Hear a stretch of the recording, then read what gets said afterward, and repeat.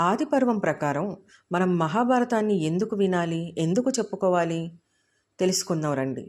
ఈ లోకంలో ఎన్నో కథలు ఉన్నాయి, కానీ మనల్ని ప్రశ్నించే కథలు చాలా అరుదు. ఆ ప్రశ్నల కోసం పుట్టిన గ్రంథమే మహాభారతం. సరస్వతీ నది ఒడ్డున కళ్ళు మూసుకున్న వ్యాసుడు ఒక భయంకరమైన దృశ్యాన్ని చూశాడు.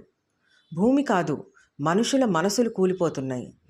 బలం పెరుగుతోంది, అహంకారం పెరుగుతోంది, కానీ ధర్మం ఏమిటో అని ఎవ్వరికీ తెలుసుకోవాలని అనిపించటం లేదు. అప్పుడే వ్యాసుడు గ్రహించాడు, వేదాలు సరిపోవు, శాస్త్రాలు సరిపోవు, ధర్మాన్ని కథగా చెప్పాలి అని. ఆదిపర్వంలో మొదటి ప్రశ్న ఇదే: భీష్ముడి ప్రతిజ్ఞ ధర్మమా, లేదా ఆ ప్రతిజ్ఞ వల్ల జరిగింది అన్యాయమా? ధృతరాష్ట్రుడి మౌనం ధర్మమా, లేదా భయమా? ఆదిపర్వం ఇలా చెబుతుంది: ధర్మం స్పష్టమైన గీత కాదు, అది ప్రతి నిర్ణయంలోనూ మనకి మనమే వేసుకునే ఒక ప్రశ్న. ఈ కథలో ఎవ్వరూ సంపూర్ణులు కాదు.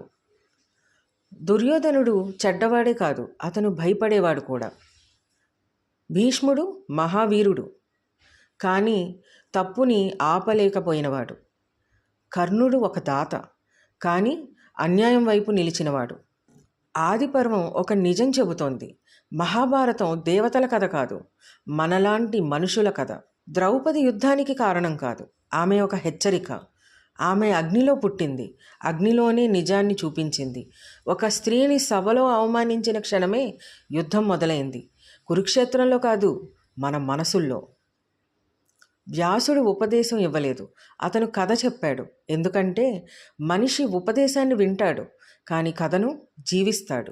మనమే ఆ పాత్రలు అయ్యేలా చేయడమే మహాభారత ఉద్దేశం.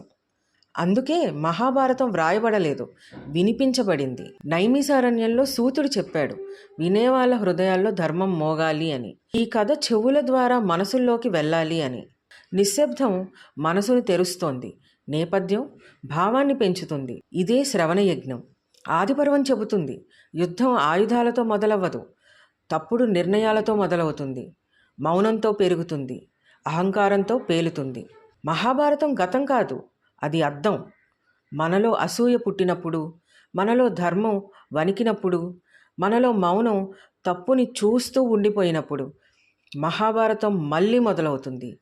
ఈ కథ వినడానికి కాదు, మనల్ని మార్చడానికి.